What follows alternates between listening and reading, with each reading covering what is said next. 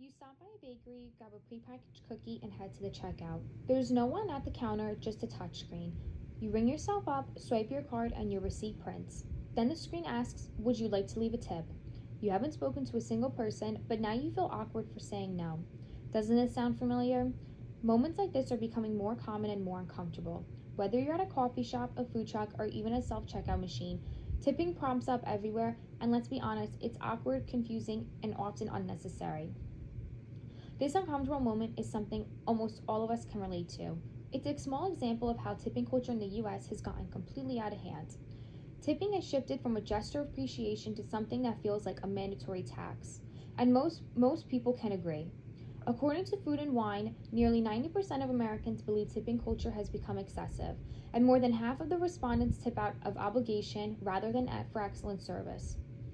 Tipping is no longer about gratitude, it's about pressure. Pressure to not seem rude, pressure to make up for a system that underpays its worker.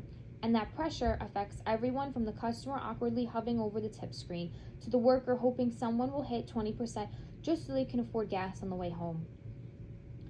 Tipping culture has created an unfair system where employees depend on unpredictable tips instead of reliable wages.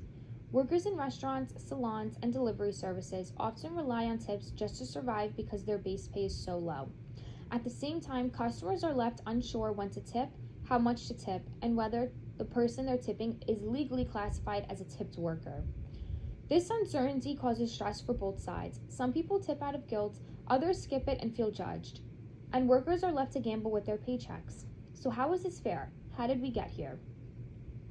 One of the biggest reasons tipping culture is so widespread is because it's embedded into both our legal system and our social expectations. Legally, the federal minimum wage for tipped workers is just $2.13 per hour. That number hasn't changed since 1991. Imagine trying to budget your rent, groceries, and car payment knowing you'll only make $2 an hour before tips, if the tips even come. That's the reality for many service workers across the country. Meanwhile, the public is constantly told that tipping is a social obligation. We're told it's how workers make their living, that we're bad people if we don't tip, even if the service is bad or barely exists. The media, restaurant industry, and even digital checkout systems have reinforced the idea that tipping is the norm. As soon as you swipe your card, you're often faced with options like 18%, 20%, or even 25%, and no clear explanation of where that money goes. It's not a surprise that, as Forbes reported in January of 2025, about 35% of Americans think tipping culture has gotten out of hand, a 5 percentage point increase from last year. The public sees what's happening, but the system hasn't caught up. We need to stop patching this broken model with more guilt trips and start rebranding it the right way. The solution is simple. Move to service included pricing. That means no tipping, just higher wages for workers and clear upfront pricing for customers. This isn't a radical idea. It's already working in many parts of Europe where tipping is rare and service is still professional and polite. In the US, restaurants have tried this model and have seen mixed results, often due to resistance from customers used to low base prices. But it's worth pushing forward. According to the Financial Times, efforts to eliminate tipping in favor of higher menu prices have faced resistance through higher wages, could improve customer trust and service quality in the long run. This change would create stability for workers, clarity for customers, and fairness for everyone. Employers would be responsible for wages as they should be. Customers wouldn't be forced into making financial-based decisions on awkward social pressure. And most importantly, workers would count on a consistent income instead of living in a financial limbo. Now, I know what you might be thinking. Won't service get worse if people don't rely on tips?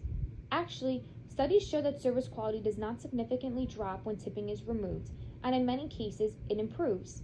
When employees receive steady wages and benefits, they're often happier and more motivated. You're not just tipping for kindness, you're giving them security. Another concern is that prices will rise. However, that may be true, but so will transparency.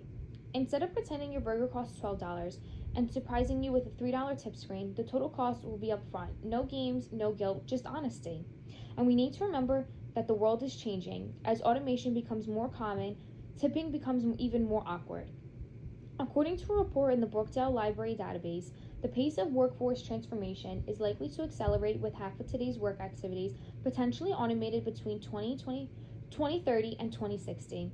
In other words, we can't keep tipping screens and kiosks like they're people. The system needs to evolve with the times. Tipping should be a choice tied to real service, not an obligation slapped onto a screen. It's time we stop letting guilt guide our wallets and start tipping when it actually makes sense. We need to advocate for fair wages, transparent prices, and a service culture that doesn't rely on pressuring customers to supplement paychecks. Tipping culture is just outdated, it's broken, and it's time for a reset. Let's stop tipping out of habit and start creating a system that works for everyone.